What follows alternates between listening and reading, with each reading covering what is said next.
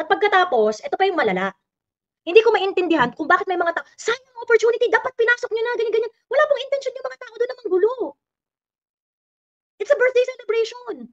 Wala pong balak yung mga tao doon na makipagbugat sa mga pulis.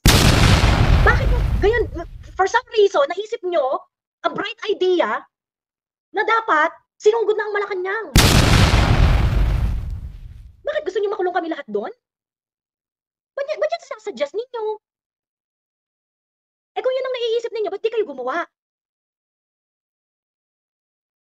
Eh kung pala yun ang gusto nyong mangyari doon sa Menjola, eh di nung nakita nyo na yung mga tao nandun sa Menjola, nagsisunuran kayo.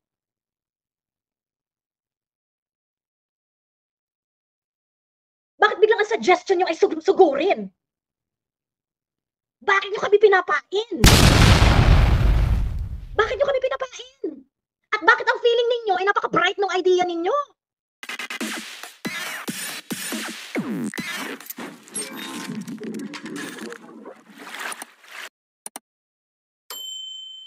In a while, pag-usapan natin yung iba't iba nating impression sa sa mga celebration ng mga Pilipino tungkol sa birthday ni PRRD. Kasi, alam niyo, mapapansin niyo, sa akin talaga, ang napaka-heartwarming na celebration, yung sineselebrate nila yung birthday ni PRRD sa bahay. With friends, with family, especially yung family celebration. Yung nagluto ng pansit, may Coke Zero, naka-t-shirt silang lahat na green, alam mo yun, yung may mga reason siguro kung ba't hindi sila nakapunta sa mga big gathering para sa birthday ni PRRD. Pero marami ring mga nag-post ng birthday ni PRRD at yun nga, sincelebrate nila sa bahay, with small groups dito sa Pilipinas. Kasi, yun yung mga celebration that shows how special PRRD to the lives of Filipino people. Na yung mga tao, and I really hope ICC is seeing all of this. Look at how the Filipino people celebrated PRRD's birthday. We celebrate it like he's part of the family. We celebrate PRRD's birthday as if, he is our relative. His birthday is celebrated in a way we are going to celebrate the birthday of our loved ones. And I hope the International Criminal Court is seeing that. I hope you are seeing that. And I think the most potent message, and naalala ko talaga yung message ni Kiefer. Ang ganda nung huling live natin na nandito si Kiefer. That PRRD being in The Hague is something that is very personal to a lot of Filipinos. And this is not just Kiefer. And I think it is so special that he articulated that kind of thinking. Kasi siya nag-English ako kasi para kung nanonood yung mga taga-ICC, no. That is a very, very special, that's a very, very good thing for him to articulate that kind of thinking. PRRD being in The Hague is something that is personal to all of us Filipinos. Why? Because PRRD promised peace and order. He promised to stop criminality in the Philippines. And so, we voted PRRD in 2016 exactly to do that. You cannot imprison our president for doing what he promised to do. Because he has our mandate. And if you are telling us that he did something wrong, then you are telling all Filipinos we're wrong. You should all bring us to ICC because we wanted him to do what he said, whatever that is. That's very, very powerful words from Kiefer, no? Ayun. So, yun lang ang tawag dito. May video pa nga yung yung nagpatay ng manok. Tapos dinala niya doon sa bahay ni PRRD kasi birthday ni PRRD. Yung mga ganung bagay, gagawin mo ba naman yun sa... Yun yung mga celebration na ginagawa mo para sa mga taong mahal mo sa buhay. That kind of love and respect, and you, Bongbong Marcos, will never experience something like that. Tangina, kahit patay na lamok, kahit patay na lamok, patay na ipi sa bahay ko, hindi ko iaalay para sa birthday mo. Tangina mo. Diba? Hindi mo mararanasan yan. Bongbong Marcos. At lahat na sumusuporta kay Bongbong Marcos, mga putang ina yung lahat, markado na kayo sa amin. And if you're going to have any ambition to be elected as an officer, as a public official in this country, we will make sure that before you get any votes from us, you will have to explain yourselves kung ano ang naging partisipasyon ninyo sa pagpapadala kay PRRD sa The Hague. Magbabayad kayo every election.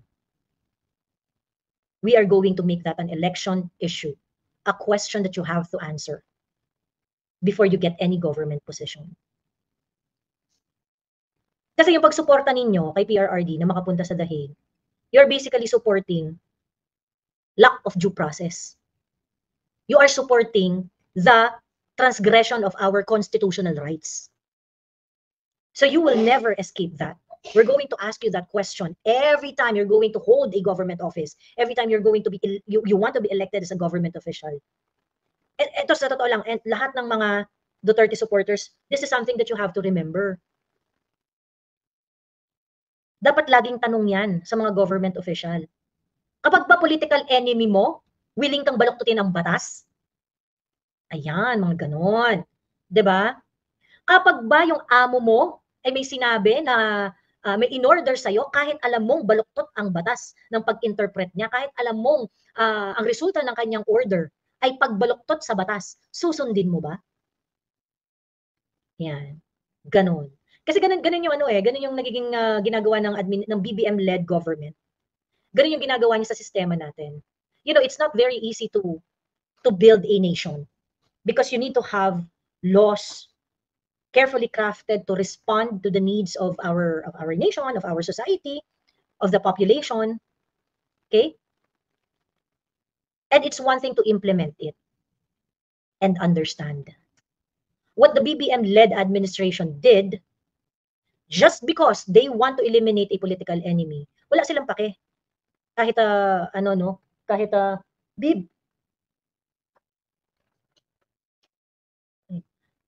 wala silang pake kahit kahit baluktot na yung pag-apply nila sa batas, kahit wala silang pake. Just to eliminate, for the sake of eliminating a political enemy.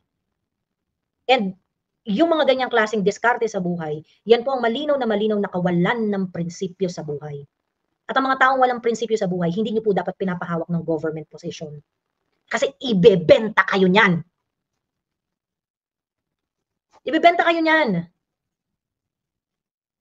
Yung mga tao na gustong umawak ng government position na walang prinsipyo at panay politika ang iniisip, okay?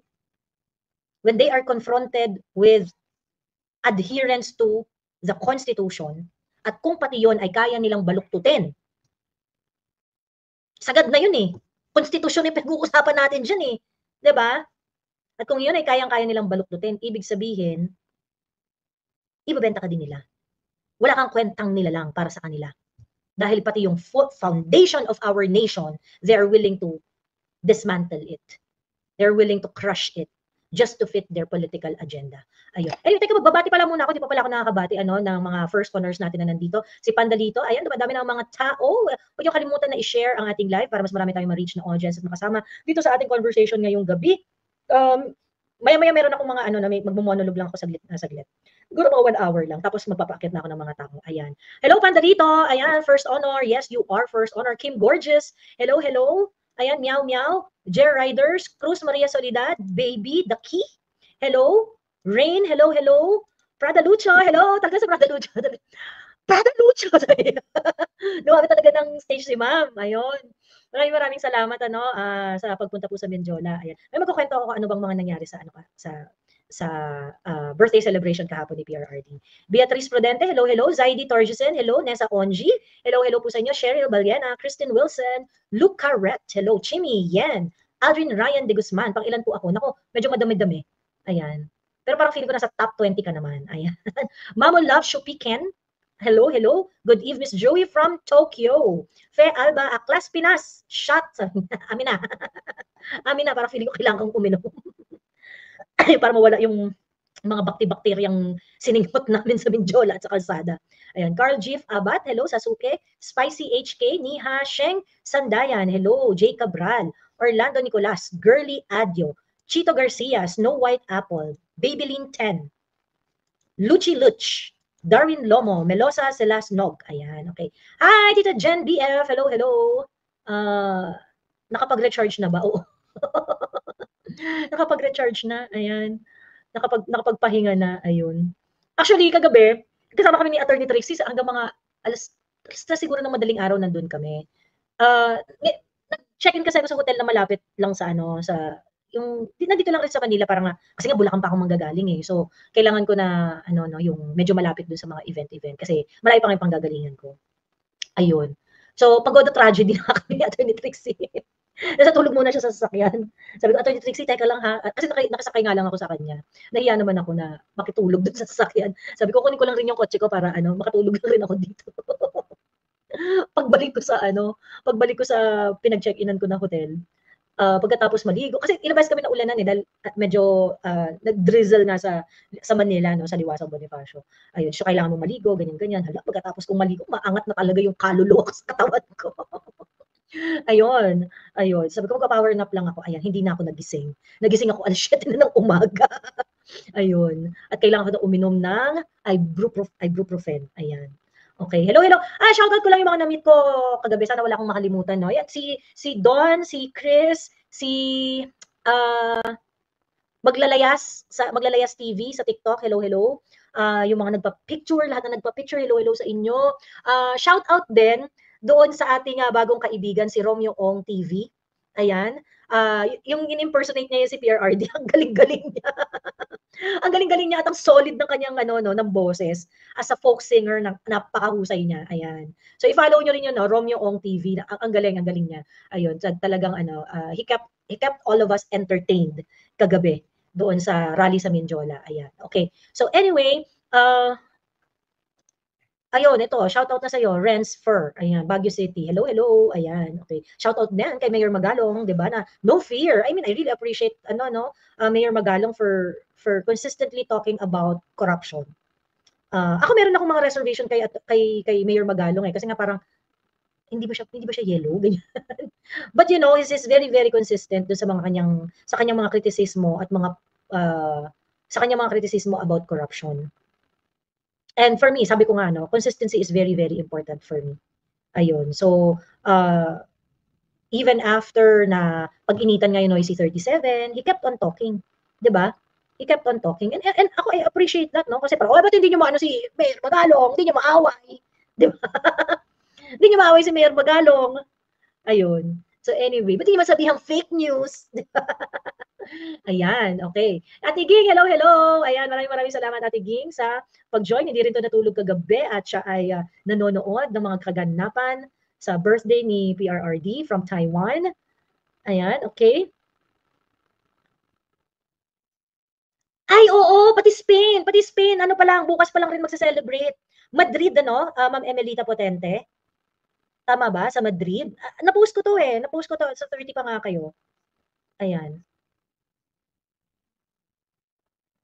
Ayun, bakit na dito ang mga puwit man in uniform? Ayun. Sino to inaaway nito? Ayan, teka, ang dami na palang message, hindi ko mahabol. Thank you, Joey DeViv. Joa DeViv, naging memorable ang araw ng aking senior parents kahapon na na-meet kayo. Ay! Fabrice! Okay.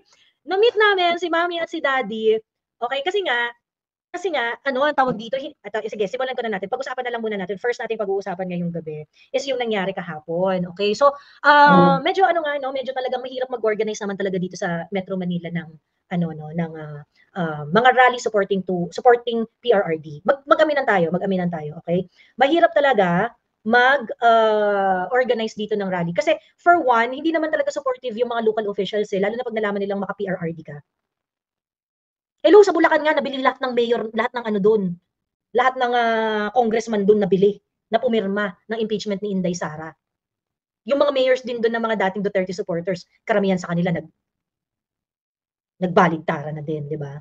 So, mahirap talaga, dito talaga sa Metro Manila, sa Luzon in general, mahirap talaga pagka mag-organize ka ng rally na supportive of PRRD. So, ngayon, ito, supposedly, yung birthday ni PRRD, it's supposed to be all about PRRD. Diba? It's really supposed to be about PRRD. Ayan. So ngayon, ang tawag dito, may mga iba't ibang mga maliliit na event within Metro Manila. I was informed, pinromote ko yun yung merong parang event sa Valenzuela. Sa Las Piñas, meron ding meron ding parang pero parang RSVP event yun private event sa Las Piñas. Ayan. Meron din sa Paco Arena. At saka ito nga, yung dapat sa Liwasang Bonifacio. Okay? Sa Liwasang Bonifacio. Ang talagang birthday celebration is yung bonggang-bonggang motorcade. At shout out sa mga idol kong Duterte Riders. Grabe mga Duterte Riders, galing sa iba't ibang mga lalawigan. At ang astig talaga ng mga Duterte Riders, walang kapaguran. Paglaki ko po, gusto ko pong maging Duterte Rider. Bili mo na akong motor. Ayun. Ang galing-galing nila. Sobrang galing nila. Talagang pinaingay nila yung birthday celebration ni PRRD sa Metro Manila. Okay, ang tagal nilang umikot, Ang tagal nilang umikot sa buong Kamaynilaan in order to celebrate the 80th birthday of PRRD. Okay? So supposedly dapat sa Liwasang talaga yun, Liwasang Bonifacio. And these are the considerations when you are going to organize an event here in Metro Manila.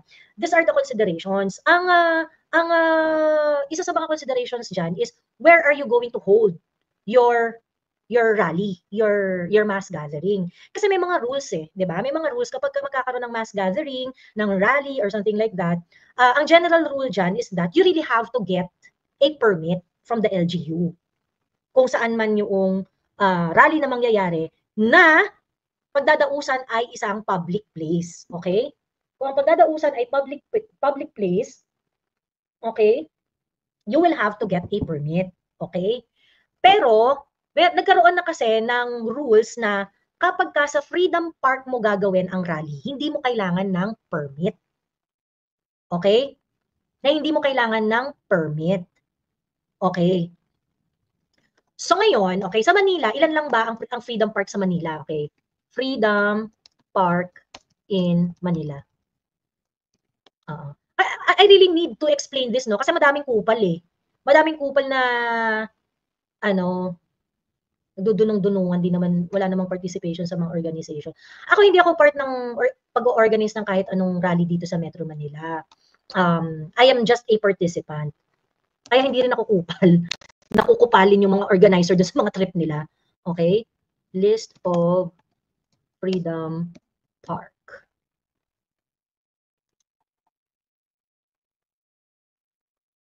Ayan, okay? Sa Metro Manila, okay, sa Manila area, okay, sabihin na natin sabihin na natin sa Metro Manila. Okay, Metro Manila. Ang Freedom Park na dinesignate na noong 2006 kasi nag-designate ang Department of Interior and Local Government. Okay?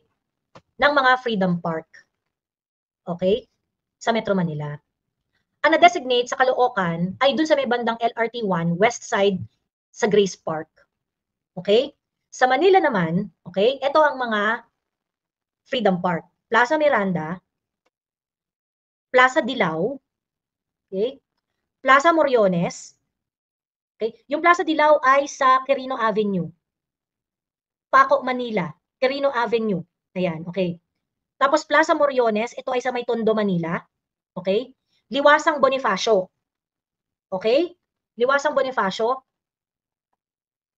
Yung Luneta Park, apparently, hindi pala siya Freedom Park. Hindi siya Freedom Park. Pero parang kinukonsider siya na Freedom Park for some reason in practice, ganyan. Kasi meron din mga rallying hinuko dyan before. Naalala ko nung estudyante ako, nakapag-attend ako ng rally dyan sa Luneta. Pero baka naman kasi, yun nga, binago na. Kasi apparently, ang Luneta ngayon is under the DOT, Department of Tourism. Yun yung at saka ng Parks Management Kinembulor. Kasi, I think it's categorized as national park.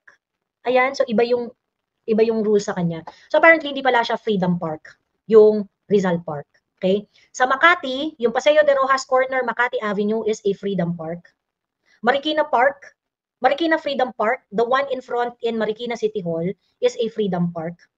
Veterans Park sa Navotas, sa may Pasig Plaza Rizal, okay? Which is tapat ng Pasig Cathedral, is a Freedom Park.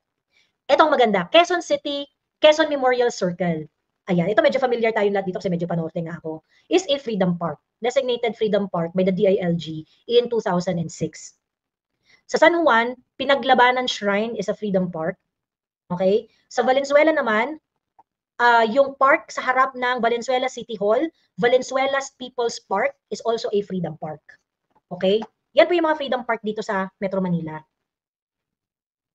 Okay? Yan yung mga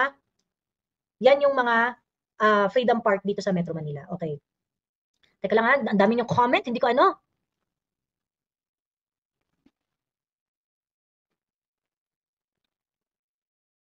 Ayan, sabi ni Josie, salute to all of you who were in Menjola. What I didn't like was yung mga nagpaparatang na kayo ay double agent. Kasi nagpaparatang po ng double agent, sila po yung double agent. Sa totoo lang po, sila po yung double agent. Pakitanong po sila, yung mga nagpaparatang ng double agent, bakit kayo hindi man lang pinag-initan kahit kailan ng TRICOM? Yun po ang itanong nyo sa kanila. Bakit kahit kailan, hindi kayo pinag-initan ng TRICOM?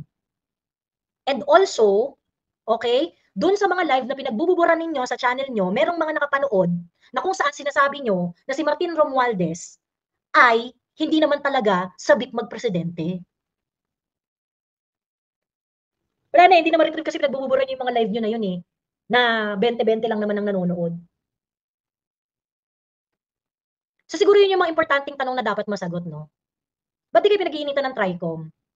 In fact, meron pa doon isa, in-excuse ng TRICOM dahil nasa abroad. Diba? So, yung mga nagpaparata nyo ng double agent, sila ang double agent.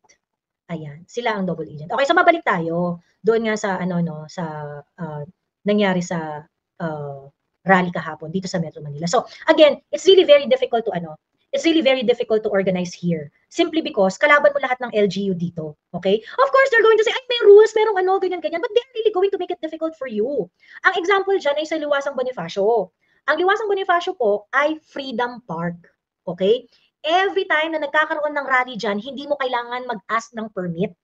It is just going to be an information. I-inform mo lang ang City of Manila na meron kayong event dyan sa Liwasang Bonifacio because you do not need to get a permit. It's just an administrative work, ministerial duty lang na, okay, sige, meron pala kayong date na ganyan. It's really for scheduling purposes. Okay? Ngayon, nung nagbigay na ng schedule na merong ganap dyan sa Liwasang Bonifacio, okay? Nung merong ganap dyan sa Liwasang Bonifacio, anong nangyari? Biglang nag-declare ang mga anti-Duterte na meron daw silang rally doon. And they were given preference. They were given preference. Okay? So ngayon, ano ba yung mga posibleng mangyari? Okay? Sa totoo lang, hindi ako kinakabahan pag nag-rally ang mga anti-Duterte. Alam niyo bakit? Sa dami ng rallying na atinan ko, ng mga Duterte supporters, ang rally ng mga Duterte supporters, napakahaba, napakatagal. Okay? At yung mga namomonitor naming rally ng mga anti-Duterte, hindi lumalampas ng 1 oras. Hindi kasi ito alam nung mga comment sa rally na wala naman dito sa Pilipinas. Kasi wala naman sila dito eh. Di ba? Wala naman sila dito. Pero putak ng putak, ang daming opinion. Di ba? Putak ng putak, ang daming opinion. Wala naman dito kung ano-anong kapatuhan sinasabi. Okay. Yung mga anti-Duterte rallies dito sa Pilipinas, hindi po yan nagtatagal. Max na siguro dyan 2 oras. Pag naging 3 oras yan, bonggang-bongga na yun. But it's gonna end like very quick. Okay? Bakit? Kasi bayad yun eh. Bayad yun. Ngayon, ilang beses nang nag-rally ang mga Duterte supporters. Okay? Ilang beses nang nag-rally ang mga Duterte supporters. At gano'ng katagal mag-rally ang mga Duterte supporters? Inaabot ng hanggang alas 12 ng gabi. Inaabot ng halos 1 buong araw. Tapos may full coverage. Correct. Ang rally ng mga anti-Duterte, Diyos ko po, 30 minutes lang yan. 1 hour, 30 minutes, ganyan. Pero, may wall-to-wall coverage ka ng mainstream media. Okay? Meron pang wall-to-wall coverage ng mainstream media. Okay. So, ito ang nakakabwisit. Of course, ayaw mong bitawan yung Liwasang Bonifacio. Kaso, meron tayong mga kakampi kuno na nagde-decide na hindi naman kasama sa pag-organize at nagsasabi ng cancellation na hindi naman sila involved doon sa pag-oorganisa nung rally. At hindi ko na kayo papangalanan, alam nyo na yung mga sarili-sarili nyo kung sino yan. Pag hindi kayo kasama doon sa pagpaplano, huwag kayong nagde-decide kung canceled o hindi.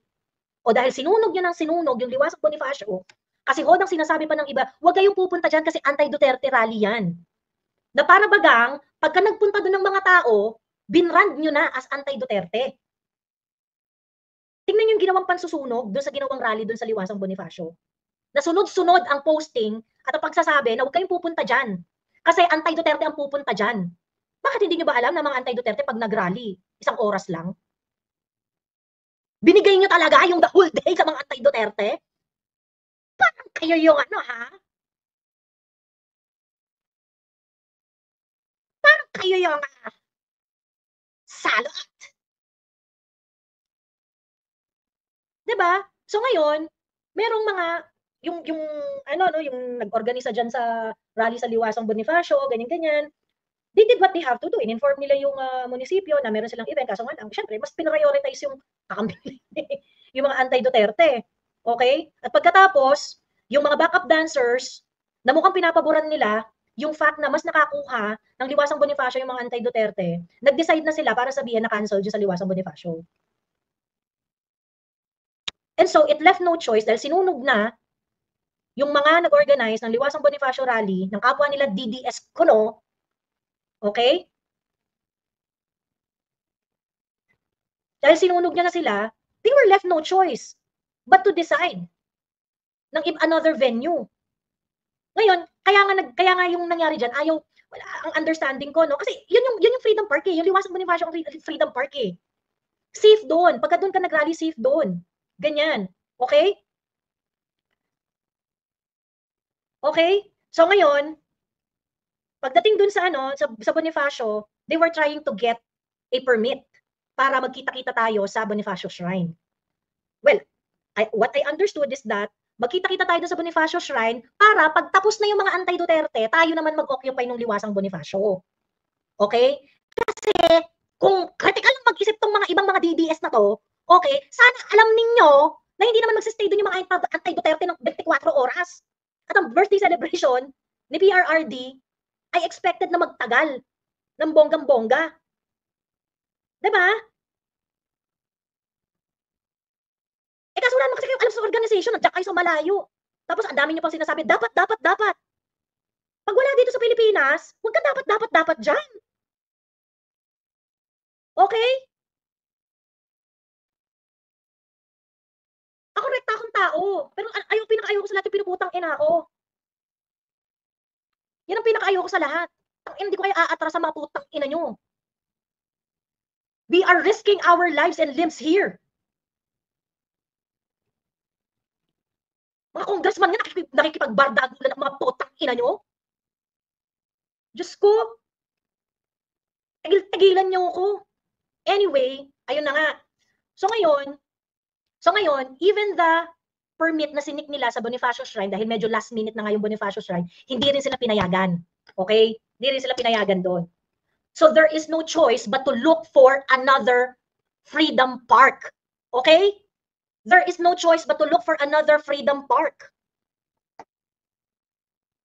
Okay. Again, nung sinabi ko sa inyo kanina ano yung mga Freedom Park, di ba? Ano yung pinakamalapit na Freedom Park doon sa Bonifacio Shrine? Plaza Miranda po. Yung Plaza Miranda, katapat ng Quiapo Church. Okay? Ngayon, tingin nyo ba pwedeng magkaroon ng massive rally sa harap ng Plaza Miranda? Siyempre hindi. Dahil harap yun ng simbahan. At pagkatapos, meron pang mga ongoing na misa. Actually, yung mga organizers dito, they took a really huge risk. So ngayon, pagdating sa Plaza Miranda, they decided because they cannot stay there and the job is really to celebrate PRRD's birthday peacefully. Okay? Peacefully. Wala pong intensyon ang mga organizers na makipagpatayan sa mga pulis. Okay? And so they went to Menjola, nag-march po yung mga Duterte supporters papunta ng Menjola, okay? At syempre yun, i-coordinate mo sa mga parak yung mga yun. Ang daming tao nun. Iisipin mo yung safety ng mga yun. Diba? Iisipin mo yung safety ng mga yun. Ngayon, andito si Riz kanina, yung na-meet namin, bit-bit namin yun, yung dalawang senior citizen, yung parents niya. From Luneta, bit-bit namin yun, papunta ng Menjola. There were also a group of senior citizens who went to Menjola. Nagstay doon oras. Ilang oras ang nagstay. Nung papunta ako ng I think they were there parang mga 3 or 4 na PM sa Menjola. Nung papunta kami sa Menjola, mga past 6, naglalakad na kami papuntang Menjola dahil hindi na sobrang traffic. Naglalakad na kami. Ang dami doon mga PWD, tinutulak na ka-wheelchair.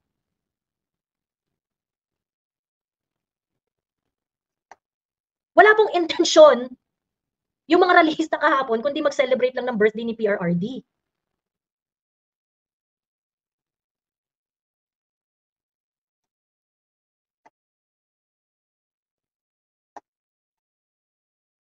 Diyos me. So anyway, okay, teka lang, ayusin ko lang yung camera ko. Ayan. Madaming senior citizen kagabi, okay? Madaming senior citizen. At saka meron talaga doon na group ng senior citizen. Yung they are really an NGO, no? Yung parang civic group talaga. Na nagpunta talaga sila doon as a group. Okay? Nagpunta talaga sila doon as a group. Ngayon, okay? There was an agreement between the policemen and the organizers ng ano, kung sino man yung organizers kagabi. Na the event is supposed to be finished by 8 p.m. Okay? Yung Menjola po, hindi po yun Freedom Park. Okay? Hindi po yun Freedom Park. At sa totoo lang, in-accommodate lang talaga yung mga Duterte supporters doon to conduct a rally up until 8 p.m. Wala po yung permit. It was an accommodation to do the prayer rally, the birthday celebration of PRRD, up until 8 p.m. We were there until 10:30. 2.5 hours after nung agreed time. At maginoon namang nag-usap yung kung sino man yung nagde-decide doon at saka yung mga police. At ito ay covered naman, ni-report ito ng mga ano no, yung sagutan ng organizer at saka nung police. Maginoon yung kanilang pag-uusap. At dahil may mga riot police na nga doon, ang gusto ng mga organizers is really to wrap it up at mag-uwian na after that. Okay? At mag-uwian na after that. Pero yung mga tao, ayaw magsipag-alisan. Nandun pa rin yung mga tao. Okay? Nandun pa rin yung mga tao. And so, since yung mga tao ayaw magsipag-uwian at gustong ituloy ang programa, okay? Nagdiretso tayo sa Liwasang Bonifacio. Kasama kami doon, kasama kami nagmarcha pabalik ng Liwasang Bonifacio.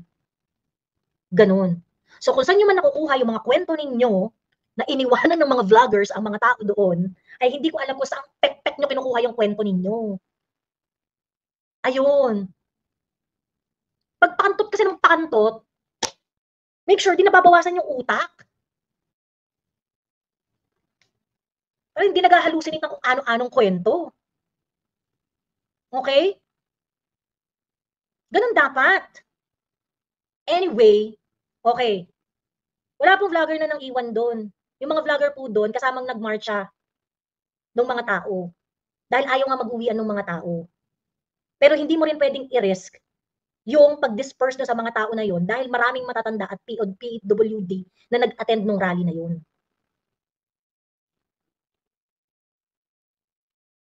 So sana, pag wala naman kayo dun sa event, wag lang maraming masyadong sinasabi. 'Di ba? Okay? Anyway, eto na nga. So ngayon, edi nagpunta na ng Liwasang Bonifacio. Sa Liwasang Bonifacio, inulan-ulan pa yung mga tao dun.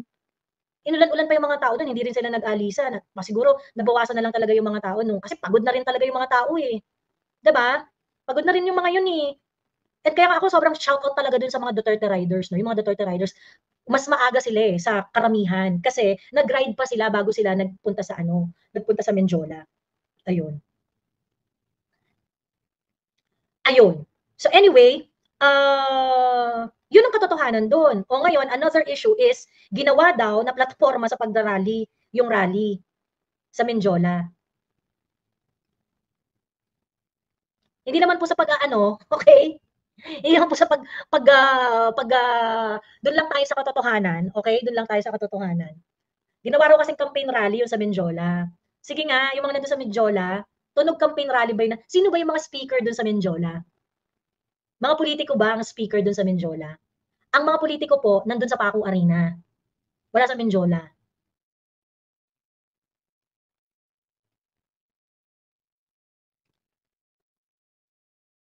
So, huwag kayong putang ina nyo, okay?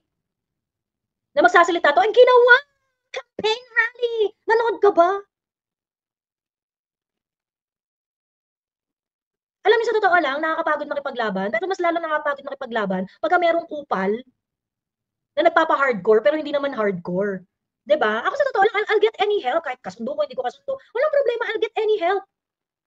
Pero yung puputang inahin ka sa mga blind item na ayaw namang magpangalan, ibang usapan yun. Tangina, nakikipagbardagulan na nga sa mga congressman dito eh. Kasi wala naman kayong pakialam kung sino tinatamaan ng mga ligaw na bala ninyo. Eh, siya! Mga style ng mga putang ina, no? Style ng mga putang ina. Ba't mo klaruhin? Kung sino pinaparinggan mo. Ilang beses na ako natag dyan sa post mo. Eh, putang ina nyo pala eh.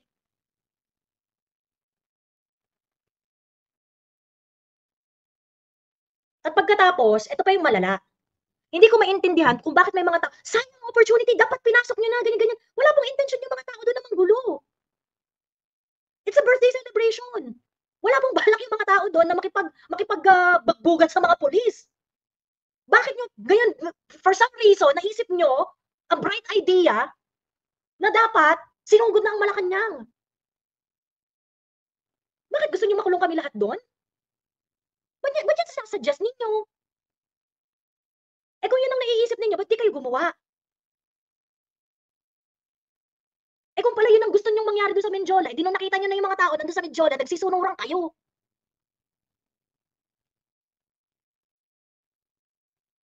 Bakit biglang ang suggestion nyo ay sugurin? Bakit nyo kami pinapain? Bakit nyo kami pinapain? At bakit ang feeling ninyo ay napaka-bright ng idea ninyo?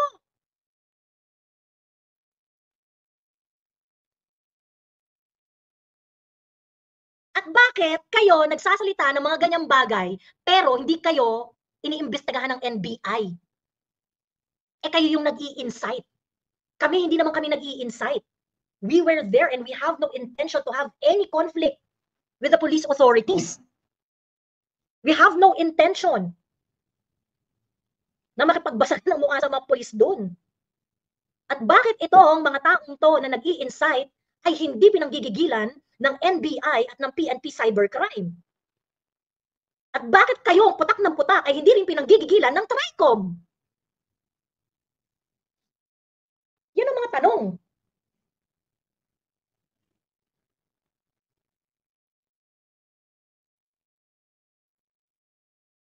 Para maggawa-gawa ng kwento na naging campaign rally ang Menjola, sobrang disrespectful noon para sa mga taong nagpakahirap para mabuo yung event na yon sa Menjola.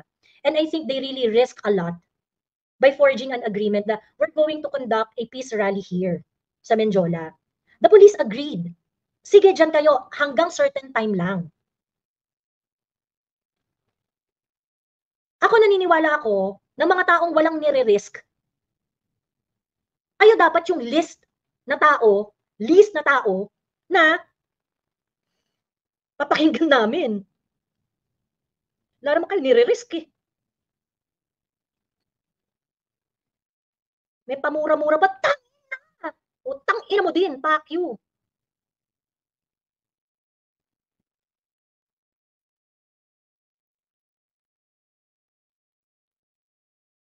So, ganun yun. O pagkatapos yung mga suggestion, bakit umalis na liwanag ng Menjola? Bakit pumunta? Siguro kasi magigest na si Alphonse doon sa, ano. Ay, hindi ko magets. Bakit kayo concerned na concerned kay Amy Marcos? It is not as if walang kwenta si Amy Marcos sa Duterte cause. I mean, let's just be objective here. A lot of Duterte supporters, they hate Amy Marcos. At sa akin, wala akong pakialam. You hate Amy Marcos, wala akong pakialam. Naiintindihan ko yan, ganyan-ganyan. But I have to be objective here. May 3 facts na nailabas ang Senate inquiry ni Amy Marcos that are very useful to the Duterte cause. Ngayon, kung galit pa rin kayo sa kanya, wala akong problema doon. Wala akong problema doon. Magalit kayo hanggat gusto ninyo. Pero at the same time, yung galit ninyo will not negate yung fact na yung 3 facts na lumabas sa Senate inquiry is actually very useful. If you cannot be objective about that, there's some problem in your brain. This is politics. It will not care about your broken heart. Kung di mo kayang i-recognize yung mga bagay na makakatulong sa'yo at hindi makakatulong sa'yo, wala kang lugar sa politika.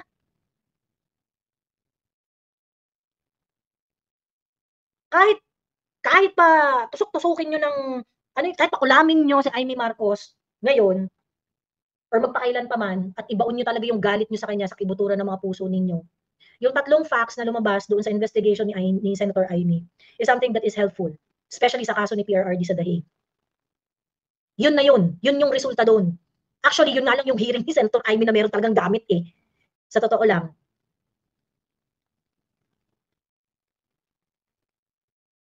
Wag mo kasi itopic si Amy. Sabi ko, baka natin itatopic yun, politiko yun. Diba? Ano hindi mo itatopic, politiko yun. So yun yung hindi ko magets. And sa totoo lang, ako, I realize this kind of people, they have been very, very successful in manipulating the mind of a lot of people. Na it became so convenient for themselves. Kasi napepresent nila yung mga sarili nila as hardcore eh. Pero ano na ba yung nirisk ninyo? Ano na ba yung nirisk ninyo para sa cause? If you haven't risked anything, shut up. Diba? Ano na ba yung na-risk ninyo? Yung mga taong nagpunta dun sa Menjola, they risk their lives and limbs. May mga baril yung pulis eh. So hindi ko magets, bakit kailangan na pag meron kayong agenda, yung agenda nyo lang dapat ang masusunod at yung mga ginagawa ng iba, mali yun dapat. Yun ang hindi ko magets. Akala ko ba magkakakampi tayo dito? Akala ko ba magkakakampi tayo dito?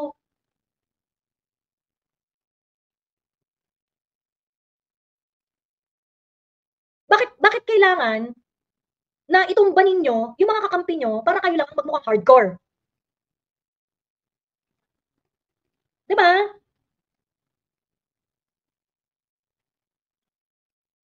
O, hindi rin natin papangalanan.